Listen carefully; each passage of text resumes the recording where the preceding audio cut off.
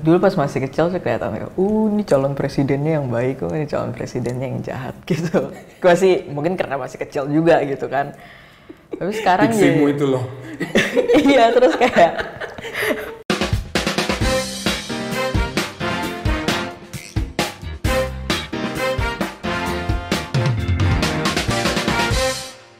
Adinda Seruni, apa kabar? baik Om, alhamdulillah. Aku dengar kau lagi mengerjakan tugas akhir kuliahmu. Betul. Coba cerita sedikit dong. Lagi Ngapain? macam apa ini yang kamu kerjakan sekarang ini? Aku tugas akhir aku, sekarang aku lagi struggle ngerjain laporannya. Tapi kalau tugas akhir aku itu aku coba ngebahas ini Om, apa yang kulihat pengalaman aku dari internet, perubahannya itu loh, perubahan behavior. Sebelum internet gitu, kita masih ada spatial awareness, masih semuanya itu gak cepet kayak sekarang, masih ada emosi, masih ada rasa. Sekarang aku ngerasa karena semuanya cepet, jadi hilang tuh. Aku pengen tanya sesuatu. Ini kan sekarang kalau kita lihat, katakan di medsos ya, kau lihat begitu banyak konten, semua orang berlomba-lomba menjadi content creator. Kamu masih bisa menangkap pesan yang genuine, pesan yang masih tulus dan asli gitu deh? Kayaknya kelihatan gitu kayak, oh ini content creator cuma buat in it for the money, sama ada yang kayak gue emang mau bikin ini karena gue suka, karena passion gue ini, gue pengen nyampein ini. Tuh kerasa sih Om, dari eksekusi kontennya gitu. Artinya bahwa konten-konten itu, jika katakan share pengen menangkap sesuatu sebagai pesan yang benar gitu ya, itu mesti kritis gitu? Mesti sih, soalnya aku orangnya cukup picky gitu. Kalau misalnya thumbnailnya kurang menarik buat aku kayak enggak gitu. Kalau kelihatan kontennya kurang ini enggak gitu. Terus kalau misalnya dari videonya aja bisa dapet gitu, kerasa gitu genuine pesannya segala macam, ya kayak gitu sih. Tapi itu bising sekali Sir, kalau kita lihat kan luar biasa noise-nya, begitu banyaknya pesan ya, hadir bersamaan, diciptakan banyak orang dengan aneka kepentingan kan gitu. Saya ingin sedikit dapat insight ya dari Seruni. Buat kamu anak-anak generasi Z ya, itu apakah bermedia itu menjadi sesuatu yang sifatnya masih di-guide oleh pilihan-pilihan atau sekadar easy going, suatu kegiatan yang ya untuk sehari-hari nikmat lah kan gitu? Kayak beda-beda deh tiap orang. Ada yang kayak ya udah nonton for the sake of nonton aja gitu. Ada yang juga kayak gue nonton ini nih. Gue demennya tontonannya yang modelnya gini nih. Misalnya gue sukanya film-film festival nih, bukan film-film Hollywood gitu. Ada jadi lifestyle-nya gitu. Yang bergaulnya mungkin gini gitu. Ada yang gue konsumsi musiknya, gue sukanya K-pop gitu misalnya. Jadi konsumsinya itu, kulturnya itu gitu. Kalau kau bisa melihat dengan begitu rupa ya, bagaimana perilaku bermedia, konten yang dikreasikan, kemudian arah mana yang hendak dikembangkan gitu ya. Kau punya nggak deh semacam keinginan gitu ya deh ya untuk ya creating a certain contents ya, konten-konten tertentu yang mungkin buatmu itu bisa menjadi semacam representasi dari alam berpikiran anak generasi milenial? Kalau dari TA aku sih, aku pengennya kayak ngingetin kita manusia gini loh gitu, nggak ada rasa kemanusiaannya tuh yang harus ada gitu, karena semuanya zaman sekarang itu super cepat, super instan, dan semua orang rasanya kayak hustle gitu kayak kita masih manusia loh, wajar loh kita salah gitu, wajar loh kita gini, wajar loh napas gitu. Aku terharu begitu mendengar kau bilang masih manusia kita ini. Iya, nggak mesin ya, walaupun diperes-peres mulu kayak ya bagaimana hidup harus ngeluarin duit segala macam. Kelihatannya Sir, ketika kau bicara tentang manusia, apa kau juga berpikir bahwa kemanusiaan kita makin mati, tereduksi ya, terkurangi dengan dominasi teknologi?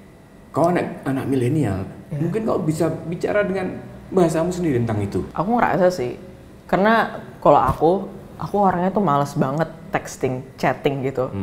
Karena aku ada kesusahan buat nge-translate apa yang mau aku omongin ke teks base gitu. Aku lebih suka ngobrol kayak gini nih Om.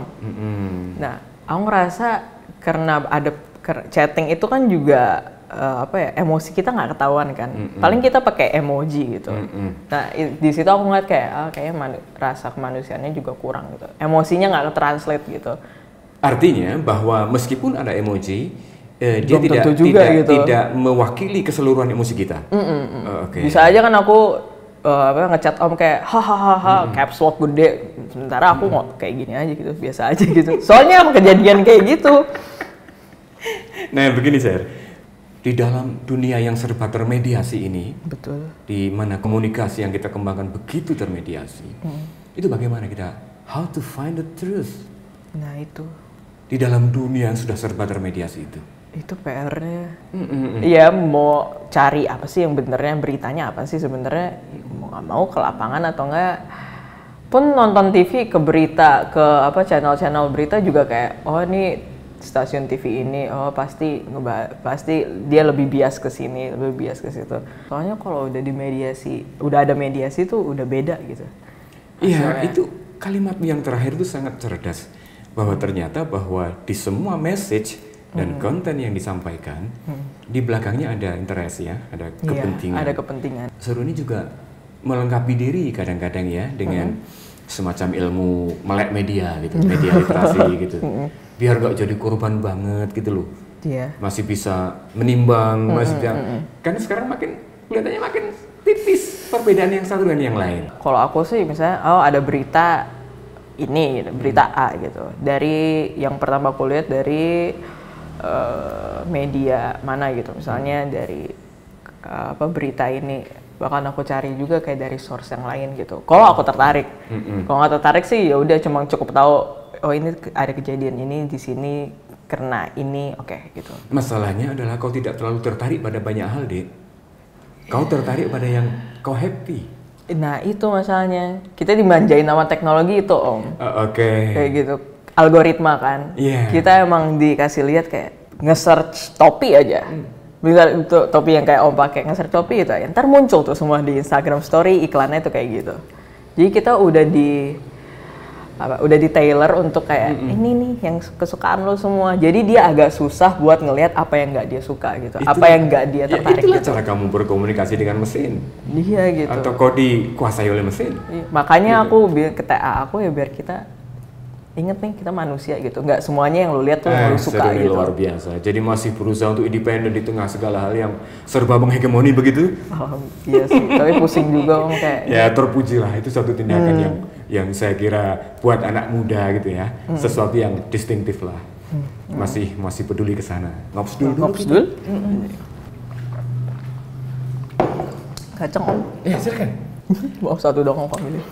Kalau untuk generasi Om seru nih ya, itu kan sesekali masih juga merasa bahwa Internet of Things ya, segala sesuatu yang dimediasi oleh internet itu mungkin memang memudahkan banyak pekerjaan.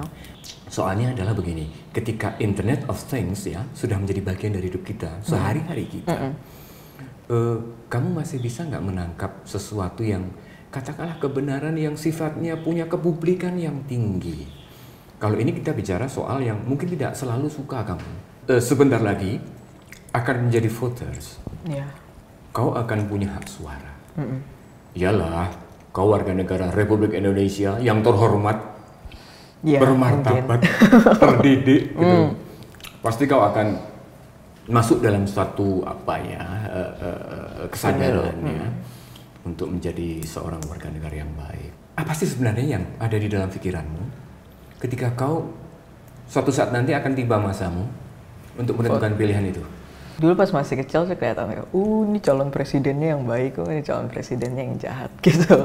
Gue sih mungkin karena masih kecil juga gitu kan. Tapi sekarang diksimu itu loh. Iya, terus kayak sekarang karena tahu kayak semua jadi abu-abu gitu loh. Jadi kalau aku ngeliat kayak pemilu ntar kayaknya lesser than the two evils. Lesser than the two evils. Iya, kayak ngelihat dari pemilu mungkin negara lain kayak waktu itu US atau apa jadi kayak kita cari tokoh yang mungkin yang agak mendingan dikit lah gitu. Dia nggak 100% ya, baik. Tingkat keburukannya lebih kecil gitu. Ya dikit. Sepersekian persen pun juga nggak apa-apa. Sedikit gitu. lebih baik dari yang lain. Jadi satu keadaan di mana kalau dulu mungkin Soroni bilang between Jelas good gitu. guy and bad guy itu jelas. Sekarang udah Sekarang agak kayak susah dan harus betul-betul pinter iya, harus menimbang gitu ya. Kira-kira mana yang kayak sejalan sama my principle sama nilai-nilai aku kayak ini kayaknya cawapres ini cocok nih Cawapres gitu. dan Nilainya kita mirip nih gitu ya. Mirip atau enggak, alhamdulillah nemu yang sama gitu. Canggih juga ternyata kau ya. Anak milenial ternyata punya mindset yang beda dengan generasi saya gitu. Kamu gimana? Gimana? Kalau di masa aku gitu, ya seperti yang kau ceritakan itu, between good guys and bad guy itu orang akan cenderung menilainya di sana. Di masa ketika message demikian noise ya, orang pandai membuat konten dan kita harus pintar menyaring menimbang gitu. Ternyata ukuran-ukuran berubah juga ya, Dek ya? Iya. Gitu ya. Kayaknya. Sekarang tuh harus ngeliat kayak ini mana sih yang yang pencitraannya enggak yang 90% yang pencitraannya dikit emang aslinya kayak gitu orangnya gitu. Soalnya kayak sekarang media internet gampang banget ngegiring orang gitu. Kayak ini gue pencitraan gue orangnya gini loh, gini. Gue sukanya gini. Ada image-nya gitu. Padahal aslinya mungkin nggak kayak gitu. But you should know, sister. Kau mesti tahu bahwa whatever the reasons ya, kita tetap butuh sosok yang memang the man of our time. Iya. Ya, pemimpin yang memang untuk masa kita. Yang apa ya? Yang kayaknya Ya, dibutuhkan. buat Untuk ngatasi masalah-masalah rakyatnya kayak gini gitu. Kan kita tidak memerlukan untuk pemimpin for all times ya. Enggak lah. Ya, for kewalahan all juga. time. Kasian si cawapres bapak atau ibunya kasih. We need juga the man for our time ya. Jadi kesadaran itu mungkin ya, Om cuman pingin tahu saja kalau di tengah kau yang punya tradisi bermedia yang sangat katakanlah progresif ya, yang hidupmu ditentu oleh banyak sekali produk media dan kau menjadi pengonsumsi media. Jadi ketika saat jadi voters, mungkin Om hanya bisa mengatakan dari generasi yang berbeda nih, gitu, bahwa kemampuan menangkap pesan itu memang penting. Itu skill. Butuh skill yang luar biasa. Itu mungkin generasi Om nggak pintar-pintar amat. Dari sisi itu loh ya. Mungkin. Kan kami dari old media. Kau dari new media gitu. Dari platform medsos yang beraneka ragam dan dulu mah masih koran ya, Om. Iya. Dan koran kan sekarang sudah satu peradaban yang sudah rampung kan. Gitu. Sudah sangat senjaka lah. Dan ketika dengan tradisi bermedia yang baru, praktik bermedia yang baru, di mana media sosial sedemikian dominan gitu. Kita sekarang ini kan ibarat hidup dalam rimba raya, dalam samudra kebebasan di dunia medsos itu. Regulasinya pun juga belum betul-betul ada ya, Dek ya. Sehingga di sana sini kita bertemu dengan ekstremitas, ukuran-ukuran yang serba ekstrim gitu. Betul. Nah, bagaimana mungkin kau bisa membedakan sesuatu itu genuine, di-create ya, sebagai satu cara menyampaikan pesan yang baik dan benar. Tapi di sisi lain, pasti dong, Black Campaign juga ikut hadir dong. Ya ada pasti, smear campaign. Kira-kira pendapatmu gimana, Dek? Kalau aku, strategi aku ngebaca berita atau ngebaca media gitu, just stay neutral gitu loh. Soalnya juga pernah pengalaman aku suka banget nih sama satu media ini kali apa namanya, satu company media ini, tapi newsnya dia yang dikeluarin tuh agak ngebias ke anti apalah gitu, anti yang aku itu kayak ternyata ini ada bias ini nih dia gini. Jadi dia ngegiring opininya gini. Jadi aku berusaha kayak ya udahlah 5W1H-nya aja yang aku yang aku terima dari medianya gitu. Ternyata kau punya kritisisme. Artinya kau sadar bahwa di belakang produk itu ini nih. Ada interest. Iya, soalnya kayak ada individu, gitu, kayak ada ideologi. Ada ideologi, ada kayak kepentingan ada ini kepentingan. Nih gitu. Ketika kamu ada di samudera ini, kami orang-orang yang lebih dulu dari kamu ya, generasi yang lebih dulu dari kamu yang mungkin dalam cara bermedianya sederhana gitulah, nggak sophisticated ini di kau gitu. kamu masih peduli nggak deh dengan kira-kira masih punya concern nggak dengan masalah-masalah kenegaraan kita, bagaimana negara kita harus maju, dipimpin oleh orang yang tepat, itu masih punya concern nggak deh kayak gitu, masih peduli nggak gitu loh. Jangan-jangan kau concernmu ada tapi kecil deh. Nah itu masalahnya Om, ada tapi kecil. Soalnya aku udah pesimis duluan loh ngeliat kayak pemerintah agak-agak nggak bisa bro banget sama kita. Ya? Ada concernnya gitu, tapi udah kayaknya juga nggak bakalan diurusin gitu. Nasibnya gitu. Aku malah kadang concern buat kayak orang yang mencoba maju, yang coba maju, yang dia beneran ada rasa kayak gue pengen ngebenerin ini nih, gue pengen ngebenahin nih negara gitu. Takut aja dia kewalahan sama kelakuan rakyatnya gitu sekarang kan. Tapi ya gitu sih, concernnya mungkin itu kayak. Ya, buat ada nggak ya gitu. Itu satu concern yang unik. Sekurang-kurangnya anak generasi milenial bisa mengatakan bahwa ya mungkin ucapan-ucapan besar untuk katakanlah berbuat sesuatu memajukan negara tidak dengan sendirinya bisa dipercaya sebagai sesuatu yang genuine. Iya itu. Ya, bukan saja karena kondisi-kondisi yang ada, yang objektif ada, sangat sulit untuk mewujudkan hal itu, tetapi pada saat yang sama barangkali juga kebutuhan-kebutuhan untuk di tingkat komunikasi membahagiakan sebanyak mungkin orang itu lebih penting daripada berbuat sesuatu. Iya benar itu. Makanya jadi itu. Mungkin kalau orang dari generasi makan bilang seru nih, kau mesti bisa pilih dengan ya kemampuanmu bermedia yang sudah canggih itu siapa-siapa yang memang cocok dan punya kemauan itu gitu lah.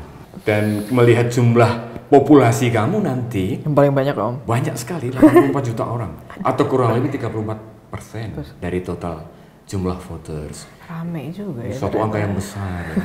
Dari anak-anak muda yang punya cara pandang sendiri, punya tradisi bermedia sendiri, dan concern ke soal-soal publik juga barangkali ya bisa dilakukan tidak dengan cara yang sama seperti generasi sebelumnya. Gitu. Beda, kalau kita mah caranya ada kasus nggak diituin kita viralin baru ditindaklanjutin. Soalnya kayak aku lihat nih Om, nasib mungkin kayak angkatanku kali ya, atau mungkin kayak circle pertemananku, jadi ya udah kita ngebantu sebisa kita aja, ngebantu satu sama lain sebisa aja, karena kita udah pesimis sama yang atas, bukan ke Allah, ke itunya, ke government-nya gitu. Jadi kita coba ya udah duit DIY aja kita semuanya. Meskipun kau pesimis, kekuatan generasimu gede. Retweet itu hanya salah satu cara, kan gede itu. Gede sekali. Jadi kita mah spreading awareness aja gitu. Ya, soalnya kita nggak tahu bakal ditindaklanjuti nggak sih gitu. Aku suka kata-kata itu. Spreading awareness ya. Bahwa soal judgment, decision itu bisa to each personals ya. Tapi soal bagaimana membuat orang aware ya. Ada kejadian ini nih gitu. Kekuatan generasimu Seruni itu adalah untuk melipat gandakan pesan. Iya, banget. Melipat gandakan dan juga kadang mensesatkan.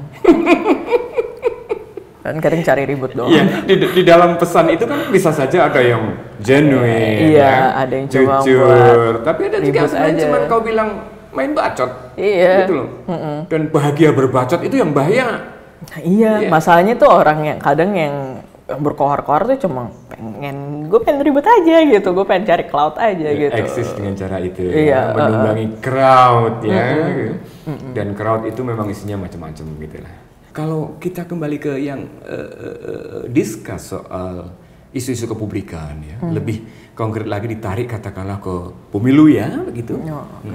Kan sekarang kita lihat bahwa modus kampanye itu melalui konten yang sifatnya kan to attack the other candidate, sehingga kelihatannya dominasi isi kampanye itu tidak lebih dan tidak kurang. Ya hanya seperti itu. Gitu. Nah, generasimu yang sudah terbiasa memiliki tradisi bermedia dan kemudian relatif ya saya sebut ini memiliki independensi yang cukup tinggi gitu. Menurutmu mestinya gimana sih Dek? Apakah visi misi itu harus diucapkan dengan cara seperti itu, di-create dengan cara seperti itu?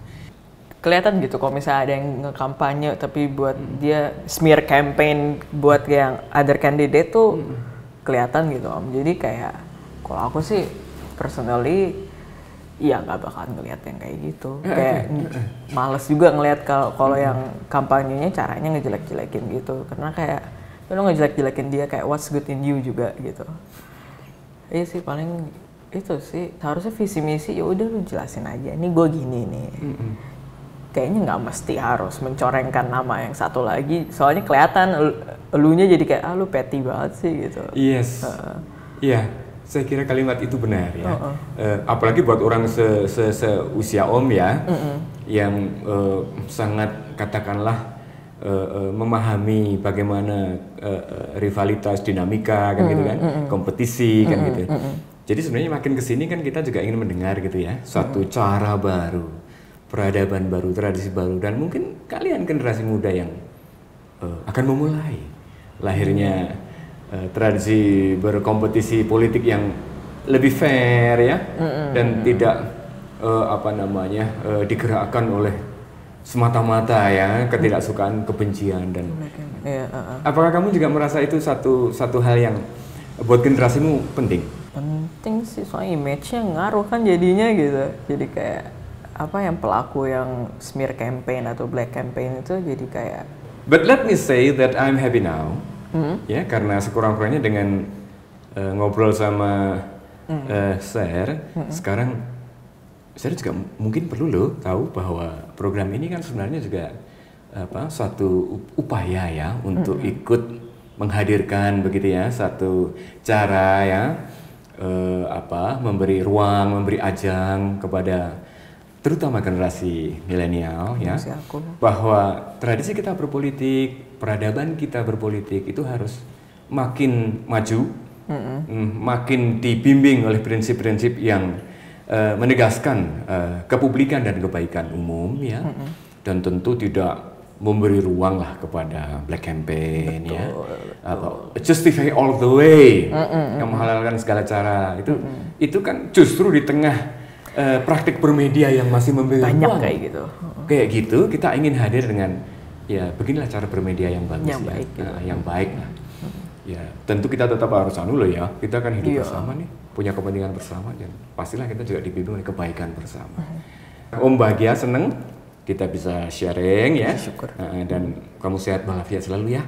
Moga-moga kamu lulus dengan baik ya. Secepatnya nilaimu bagus. Amin. Gitu ya. Nilai ya yang bagus ya nggak apa-apa lah. Amin, aku cobain. Yang penting kamu bahagia dan tuntas studinya deh ya. Thank you so much. Thank you juga Om. Terima kasih.